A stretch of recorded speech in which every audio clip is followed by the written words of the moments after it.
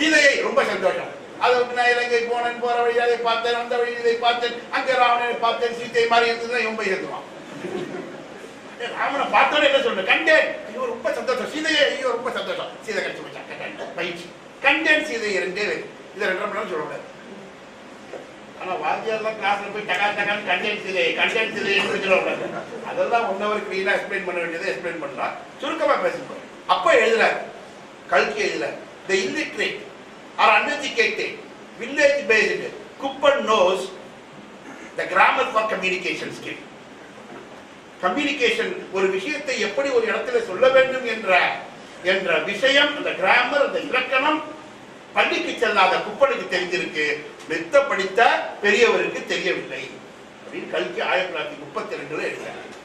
32 எழுதுறாரு.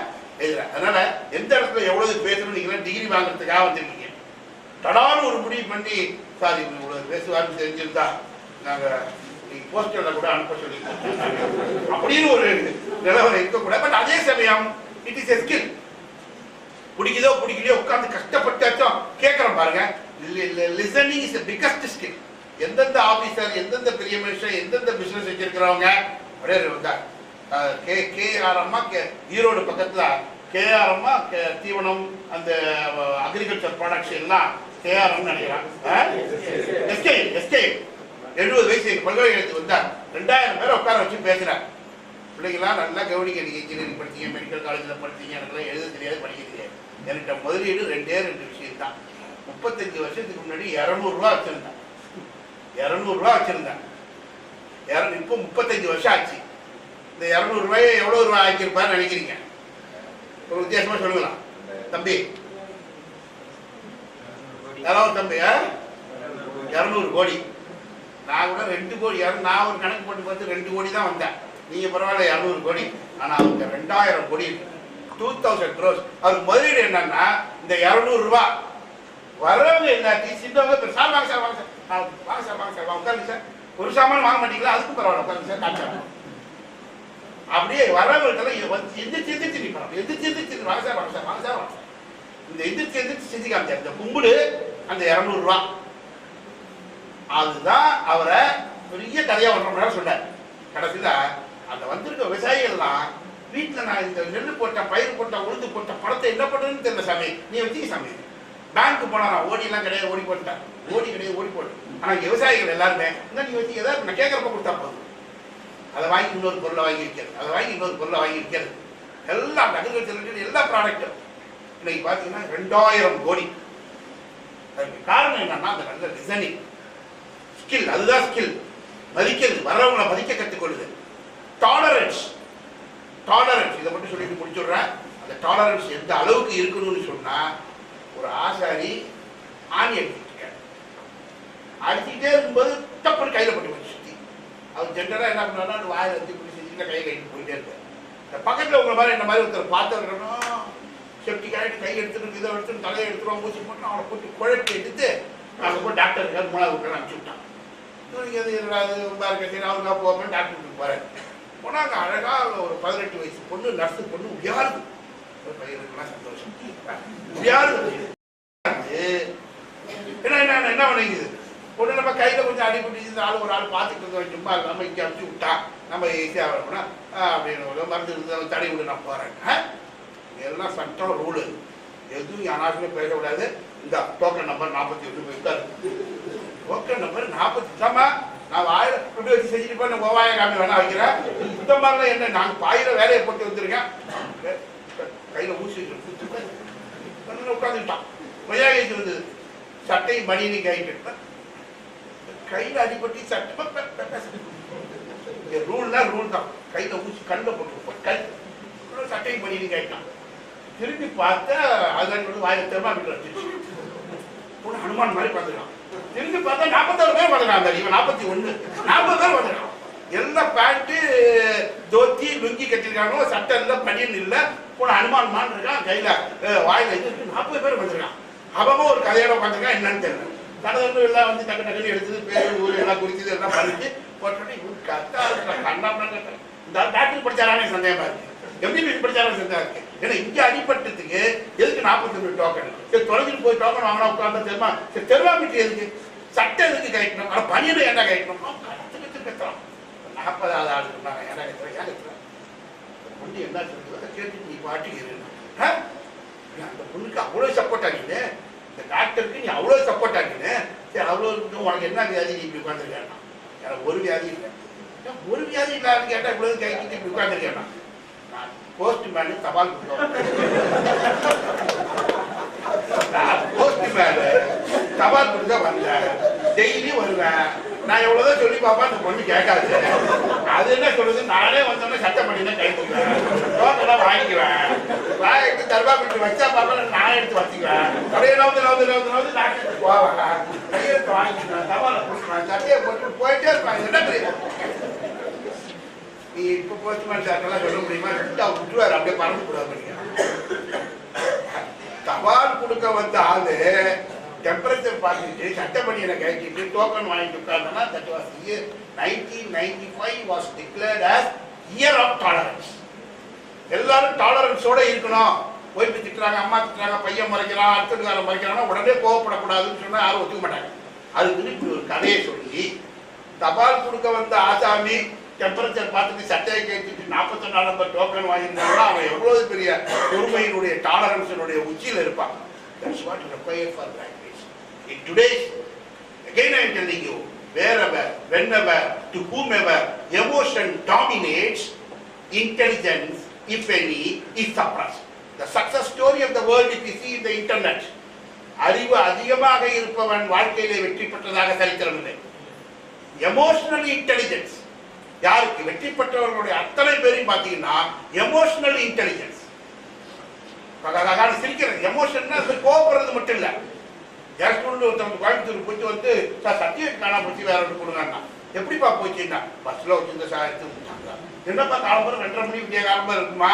எங்க வச்சிருந்தேன்? எங்க ஒன்றும் இல்லை சார், பகல்ல சார் 2 காலுக்கு நடுவில் தான் சார் பொட்டி வச்சிருந்தேன், அழுத்தி தான் சார் பிடிச்சிருந்தேன். பகல்ல எப்படியா போச்சு சார்? நான் இந்த பின்னாடி நின்று தான் முன்னாடி என் ஃப்ரெண்டா இருக்கேன், ரொம்ப நாள் வச்சு அவனை பார்த்துட்டாங்க முன்னாடி ஏறினா. நீ எப்படி இருக்க நான் கேட்க, அவன் எப்படி இருக்க நான் கேட்க, அந்த டீச்சர் எப்படி இருக்க, அந்த வாத்தியார் எப்படி இருக்கு, பயங்கரமா அவன் சிரிக்க நான் சிரிக்க பார்த்தா கால் அப்படி நவுத்தி கொட்டி எடுத்துட்டு போயிருக்கா சார், தெரியவே இல்லை. நல்ல வேலை ஒன்றும் பெரிய விஷயம் ஒன்றும் மிஸ் ஆகல சார். 150 ரூபா தான் இருந்தது. மற்றபடி உங்கள்கிட்ட படிச்ச சர்டிஃபிகேட் இருந்தது. நம்மள்கிட்ட படிச்ச சர்டிஃபிகேட் 150 ரூபாயோட குறைச்சிக்கணும். அது மாதிரி வச்சுக்க அப்புறம் 550 ரூபா கட்டி ஏதோ டூப்ளிகேட் சர்டிஃபிகேட் வாங்கிட்டு போனான்னு வச்சுங்களேன். ஸோ வயன்ட்டு ரொம்ப சிரிக்கிறது, ரொம்ப அழுவது, ரொம்ப கோவப்படுறது. Emotion should be under your control. We should not be under, emotion should be under your control. You should not be under the control of emotion. This is the message the graduates should take place. Should take it into account. They should keep it in their mind. And with these things, I don't want to again take much of your time because I got lot of preparation, pages together. I brought it. The institution should live along well. The institution should become an university for which the stakeholders, the students, the alumni, parents, teachers, all others, management, all should work together. So when it grows, பெரிய அளவில் வளர்ந்த பிறகு அதில் நம்மளும் contribute பண்ணியிருக்கோங்கிறத நீங்கள் திரும்பி பார்க்கும்போது இருக்கக்கூடிய மகிழ்ச்சி வாழ்க்கையில் எதுவுமே கிடைக்காது. ஸோ அந்த அளவுக்கு அது வளருவதற்கு எல்லாம் வல்ல இறைவனை நான் பிரார்த்தனை செய்கிறேன். அதே போல நீங்கள் எல்லோரும் இதுக்கு உறுதுணையாக இருந்து it should be your institution, it should have a client. இது என்னுடைய இன்ஸ்டிடியூஷன் சார், நான் கடினமாக உழைப்பேன், நல்ல வேலைக்கு போவேன், கொண்டு உங்கள்கிட்ட காமிப்பேன், நீங்கள் பெருமைப்படுறதை நான் கண்ணால பார்ப்பேன், தாய் தந்தை பெருமைப்படுறதை கண்ணால பார்ப்பேன். 3 வழிகள் இருக்கு. உடனே வேலை கிடைச்சிச்சு சார் நான் போறேன். இன்னொரு குடும்பம் மேற்கொண்டு படிக்க வாய்ப்பு இருக்கு, மேற்கொண்டு படிங்க. இன்னொருத்தங்க கொஞ்ச நாள் இருந்துட்டு நான் ஒரு செல்ஃபா ஒரு பிசினஸ் ஆரம்பிக்க போறேன், ஆரம்பிங்க. சார் பிசினஸ் ஆரம்பிச்சு சக்சஸ்ஃபுல் ஸ்டோரிஸ் கேட்டீங்கன்னா 1000 விப்ரோவோட சேர்மன்ல இருந்து ஆரம்பிச்சு உங்களுக்கு 100 ஸ்டோரிஸ் சொல்வேன். எவ்வளவு கஷ்டப்பட்டவர்கள் மேல உங்க சேர்மன் சொல்லுவாங்க, எங்கள்கிட்ட கோடிக்கணக்கில் பணம் கிடையாது சார், முன்னோர்கள் கொண்டு வந்து கொட்டி வச்சது கிடையாது சார், புதையெல்லாம் ஒன்றும் எங்களுக்கு கிடைக்கல சார், நாங்களா கையை ஊனி கரணம் போட்டு இந்த பகுதியில் இருக்க மக்களுக்கு எஜுகேஷன் கொடுக்கணும், அதனால எனக்கு கொடுக்கக்கூடிய சந்தோஷம். அதுக்கு எங்க நண்பர்களுடைய ஆதரவு, ஆசிரியர்களுடைய ஆதரவு நல்லா வரணுங்கிறத தவிர எனக்கு ஒண்ணுமே கிடையாது சார் சொல்றேன். அதே போல அதை போல அவர் பெருமைப்படக்கூடிய அளவுக்கு நீங்களும் வளர வேண்டும். நீங்கள் பெருமைப்படக்கூடிய அளவுக்கு இந்த இன்ஸ்டிடியூஷன் வளர வேண்டும். அதுக்கு நாம் எல்லோரும் ஒன்றுபட்டு ஒர்க் பண்ண வேண்டும் என்று கேட்டுக்கொண்டு இந்த தருணத்திலே on behalf of all of us, I pray to Lord to bless His showerings on these institutions and particularly on you and your parents and your இன்னும் உங்களால புரிஞ்சிக்கக்கூடிய சக்தி கூட இருக்காது. நீங்க பேரண்ட்ஸ் ஆகி உங்க குழந்தைங்க கையில இருக்கிறப்ப உங்க அம்மாட்டி அப்பாட்டி பேசி பாருங்க. நீங்க இந்த டிகிரி வாங்குற வரையும் 1ஆம் கிளாஸ்ல இருந்து இந்த டிகிரி வாங்குற வரையும் நீங்க வாங்குவதற்கு அவர்கள் எவ்வளவு கஷ்டப்பட்டிருக்காங்க. எத்தனை பேர் பட்டினியாக இருந்திருக்காங்க. எத்தனை பேர் வீட்டில் அதனால சண்டை போட்டிருக்காங்க. எத்தனை பேர் சொத்து செலத்தை வித்திருக்காங்க. எத்தனை பேர் நகை நட்டை வித்திருக்காங்க. எவ்வளவுதெல்லாம் கஷ்டப்பட்டு உங்களை ஆளாக்கி இருக்கார்கள் என்பதை சொன்னால் கூட இப்போ உங்களால் புரிந்து கொள்ள முடியாது. when you become parents you will realize your right. அப்படிப்பட்ட தாய் தந்தையை தொட்டு கூப்பிடுங்க. ஆசிரியரை எப்போதும் வணங்குங்க. இந்த நிறுவனத்தை இன்னைக்கு மறக்காம இருங்க. அதோடு கூட இதுக்கு உதவி பண்ணக்கூடிய அத்தனை பேரோடு உறுதுணையாக இருந்து for the growth of this institution you all should work for which first you should settle down well அப்படிங்கிற விஷயத்தை சொல்லி உண்மையிலே கடைசியா சொல்றேன். அமெரிக்காவில் ஒருத்தர் இந்த மாதிரி பேச ஆரம்பிச்சா காலம்புற 9 மணிக்கு கிராஜுவேஷன் டேன்னு பேசிக்கிட்டே இருக்கான். மணி 11 எல்லாரும் என்ன பண்ணாங்க? சார் அப்படின்னா கிராஜுவேஷன் டேன்னு பேசிக்கிட்டே 1 மணி ஆயிடுச்சு. எல்லாரும் சார் கிராஜுவேஷன் டே. மத்தியானம் 3:30 மணிக்கு சார் எங்கேயும் போக கூடாது. இங்கே 5 மணி இருக்கும் அப்படின்னா இப்படி இருக்கிற மாதிரி அப்பாடா முடிச்சாட்டான்னு சொல்லி எல்லாரும் சிரிச்சாங்க. அவனு விட்டோட சிரிச்சாங்க. அப்பா சொன்னா இனிமேலுக்கு விஷயத்துக்கு வருவோம். Hereafter we will come to the subject. அப்பதான் என்ன பண்ணா பாவம் இப்ப கடைசியில பேரண்ட்ஸ் உட்காந்துருக்காங்க. அங்க அமெரிக்கால ஜீன்ஸ் போட்டு ஒரு பையன் உட்காந்துருப்பான். அவன் மட்டும் என்ன பண்ணா நேரா எடுத்து வந்தான். வந்து ஒரு நல்ல ஒரு ரிவால்வர் வச்சுட்டு 9 மணிலேருந்து நீ பேசுற. நாங்களும் ஒரு மரியாதை கொடுத்து கேட்டுக்கிட்டு இருக்கோம். 11:30 மணிக்கு கெஞ்சினோம், முடியாதுன்ட்டேன். 1 மணிக்கு காலில் விடுவாத முறையாக சொல்லி பார்த்தா முடியாதுன்ட்டேன். இப்போ மணி 5. இப்போதான் நீ விஷயத்துக்கு வர போற இல்லையா? நீ விஷயத்துக்கு வர. இது கொஞ்சம் ஒன்றும் பண்ண மாட்டேன். நீ போசலாம் நாங்கள் போறதா இல்லை. விடிய இங்கே you come to the subject. விஷயத்துக்கு வாங்கி இதெல்லாம் வச்சிருக்கேன். பேச வராது. கை கால் தான் அது இருக்கிறது ஒரு குண்டு. அது உனக்கு இல்லை பேச. எனக்கு இல்லைங்கிற ஒரு குண்டு தான்ங்கிற. அப்புறம் எதுக்குதான் வச்சிருக்கேன்? ஒன்ன ஒரு பேச்சாளர்னு அழைச்சிட்டு வந்தாரு. ஒன்றெல்லாம் ஒரு பேச்சாளர் சும்மா வாப்பான்னு சொல்லிட்டு விடாம கூடவே கிட்டங்க இருந்து அழைச்சிக்கிட்டு சிதம்பரத்துல இங்க அழைச்சிட்டு வந்தாரு பாருங்க. அவங்களுக்காக ஒரே ஒரு குண்டு அதுல இருக்கு. புதிய விஷயத்துக்கு வாங்கினார். ஆனா உண்மையிலே உங்களுக்கு சொல்றேன், நான் ப்ரிப்பேர் பண்ணிருக்கிறது ஏகப்பட்ட பக்கங்கள் இருக்கு. நான் இன்னும் அதெல்லாம் ஆரம்பிக்கவே இல்லை. நான் வந்து செக் பண்றவங்க செக் பண்ணிக்கலாம். முதல் 2 பாயிண்ட் மட்டும் பார்த்து உங்களுக்கு பேசியிருக்கேன். இன்னும் பக்கமா இது இருக்கு. ஆனா நாளைக்கு கான்வெகேஷன் சிறப்பாக நடந்தது, கிராஜுவேஷன் அருமையாக நடந்தது என்று பேப்பர்ல வரதுக்கு பதில் இந்த மாதிரி துப்பாக்கி இன்சிடென்ட் நடந்தது பேப்பர்ல வரக்கூடாதுங்கிற ஒரே காரணத்துக்காக நான் எடுத்துட்டு வந்து ப்ரிப்பேர் பண்ண அந்த விஷயத்தை ஃபைல்ல உள்ள வச்சுட்டு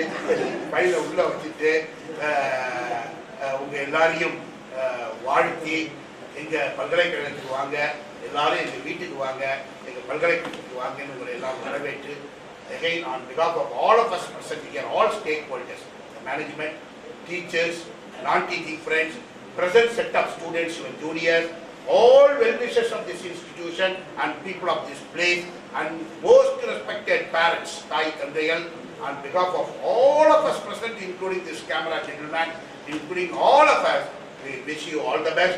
God bless you. God bless graduates. You have got a bright future. God bless you. God bless you.